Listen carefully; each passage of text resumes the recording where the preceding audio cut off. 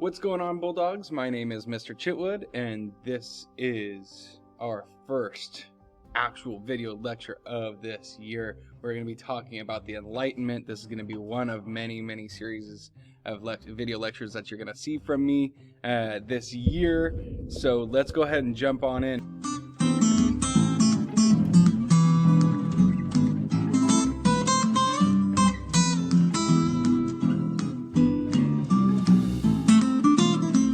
How this is going to work is you're going to see hopefully me in the bottom right hand corner of this screen, but really what you're going to hear me in this video lecture series is give you guys an understanding of the content, giving you that presentation that I might normally give in class, but with this flipped model of being able to provide instruction outside of class time, I think it's going to work out pretty well. So with that, we're going to be talking about the Enlightenment today, and something that I think is really interesting about this presentation is that it's a decently interactive way of taking notes. What I'm going to suggest is that there's a couple different ways you can take notes today. Obviously, utilizing your focus note methods, but with that, there's a couple different ways you could stay engaged. One, as always, you can take notes, paper, pen, with a regular sheet of paper, as you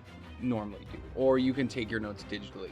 However, if you have access to roughly 3 pieces of paper, a blank paper, for a printer, go ahead and go grab that there. Put this video on pause and go grab it, and then resume it when you have that stuff, and maybe a stapler as well, because something that we do in this unit is make what I call the Enlightenment Book. And in this Enlightenment Book, I typically let you use it on a test. 1, that's the kicker. But 2, it has a whole bunch of information that's going to lay the groundwork for a lot of things we're going to cover in the rest of this school year. So it's going to be something we revisit, and I like to be able to have something tangible to come back to. So with that, we're going to jump in. This is the Enlightenment Book. We're going to show you how to put that together here in a second, but before we get there, I just want to revisit and just remind you that we are coming out of the scientific revolution, and to provide you with a recap, the scientific revolution laid the groundwork for future scientific thinking, inventions,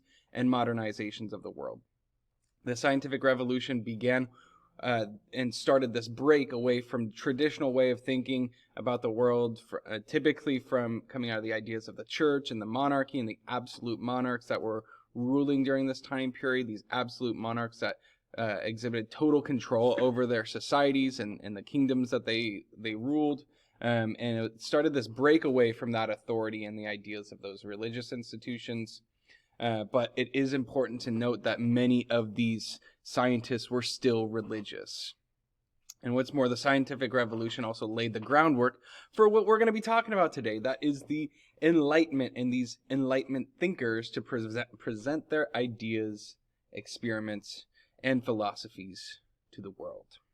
So, what are we talking about with this Enlightenment book? If you have the opportunity to create this, you're going to need 3 pieces of paper and a stapler or a clip to put them together. So what I'm going to ask that you do is you take those 3 pieces of paper, you stack them right on top of each other, and then you're going to fold them. This is like one of the most difficult things you could ever do in school, is you're going to fold it, I think it's called hot dog style, so that when you flip it over, it comes out to be this kind of horizontally smashed together piece, like 6 pieces of paper. So all together with that 3. So what you're looking for is it to look like a book, to look like a little pamphlet. And once you have done that, all you need to do to secure it is, if you have a stapler, simply staple it on the binding or on the crease. I do 3 times to make sure that it's not going to fall apart, or you can simply tape in the pages. That might take a little bit of extra time. And naturally, if you don't have access to a stapler or clip or tape, all that kind of stuff, you can just simply write this stuff down on a piece of paper or in your digital notebook. So what this is going to look like is I'm going to present basically, for the following slides, new information for you to write on each page. And you can make this as pretty as you want. You can make this as not pretty as you want. I myself am artistically challenged. So if you are like me, you don't need to make this thing the most beautiful work of art. It just got to be functionable. But if you do want to make it super, super pretty, you can take some time. You can add nice drawings like you see in the background, or you can keep it plain. But really what we're looking for on the cover here, that's the first page, is I want you to write down the Enlightenment. And there's a couple things I want you to write down with it. Is what exactly is the Enlightenment? It's an age where where these people were applying reason and logic to the human and natural worlds to try to understand the world around them. It was a period of time in which was a response to absolute monarchs and their rule and how that was good and bad, a lot of times bad, and also how it fueled democratic revolutions and brought about religious tolerance. So go ahead, if you need to put this on pause, go ahead and pause it up and write this down. I'm going to go pretty fast through these slides, so if you need to stop the video, go ahead and put me on pause. Otherwise, I'm going to keep on going.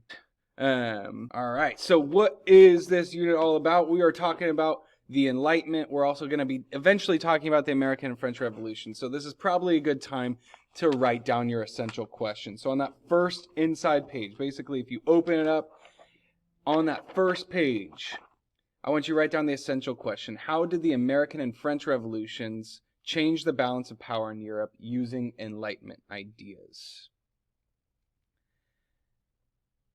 And once you're done with that, go ahead and write down, what does it mean to be enlightened?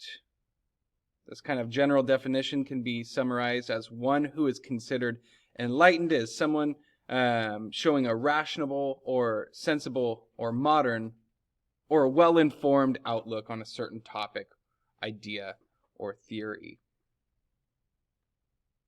That should go on your second page.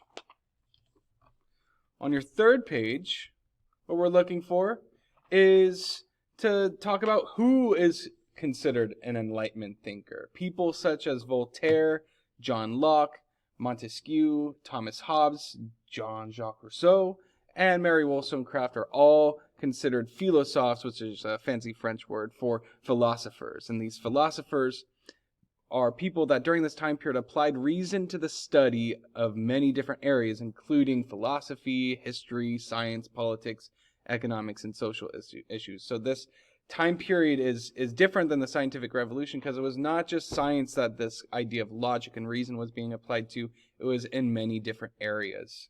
And they strongly endorsed progress, change, tolerance, and many of these Enlightenment philosophers differed from the scientists during the scientific revolution, and that they distrusted most religious institution, which is i.e. the church.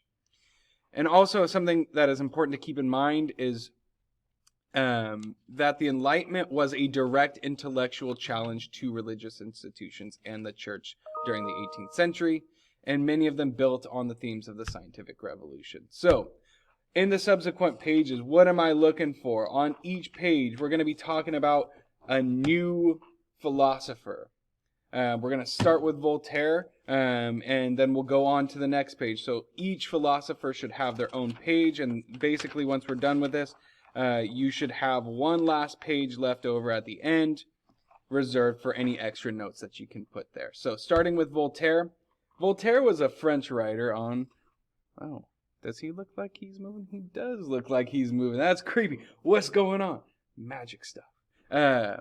Told you guys I was a geek. When it comes to Voltaire, he was a French writer on largely the freedom of speech and promoting religious toleration, as well as the separation of church and state.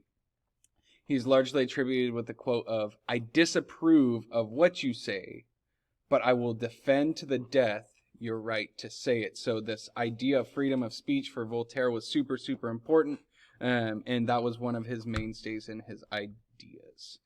On the next page, we're going to be talking about John Locke. John Locke was an English writer. He wrote this thing called the Two Treatises on Government, and he believed that people were the source of power in a society, and that government had the utmost responsibility to protect people's what he called natural rights. And you might have heard this before, talking about the ideas of life, liberty, and the pursuit of happiness in the Declaration of Independence. However, what we are seeing from him is that his quote is a little bit different, is that all people have the natural rights, including life, liberty, and property. So undoubtedly, he influenced the Declaration of Independence and the verbiage there, but there is a little bit different of a twist that he put on it.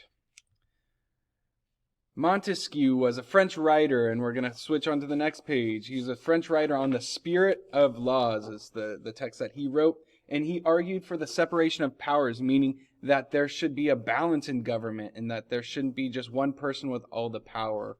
And he believed that for somebody to be truly great, like a leader, that one has to stand with the people, not above them. Meaning you can't just lead from above. You have to be a part of the process. You have to be a part of the people. You can't just act like you know everything and then hope that everybody just trusts you. You have to demonstrate your ability to lead.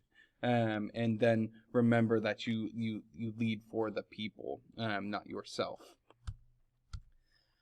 Thomas Hobbes, on the next page, was an English writer. He kind of differed from some of these other Enlightenment thinkers. He wrote this text called the Leviathan and believed that people were naturally wicked when they were born, and that kind of grew throughout their lives, and that government, because of this wickedness within people, must keep order. And he believed that without government, he believed that people's lives would be nasty, brutish, and short. And he believed that because people were so inherently bad, that to maintain order in society, government needed to be there to make sure that people did what they're supposed to do.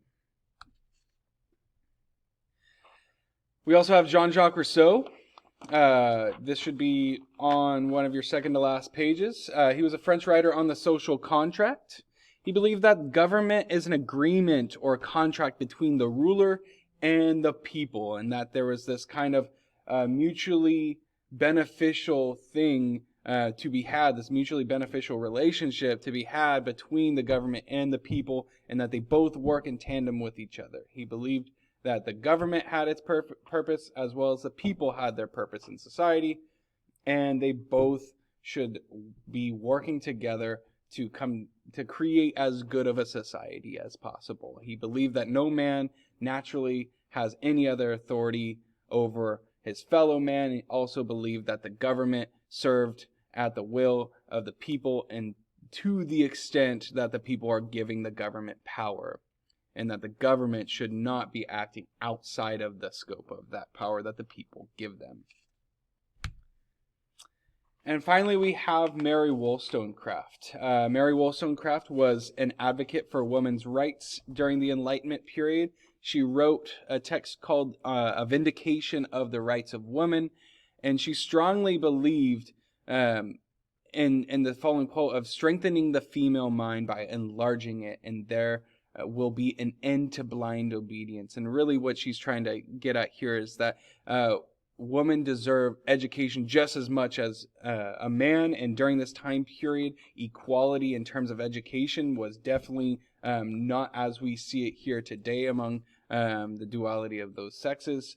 So really what Mary Wollstonecraft is arguing here is that the society should be investing in the education of women because it's only going to benefit society. So really Mary Wollstonecraft was an advocate and a trailblazer in terms of women's rights during the Enlightenment period.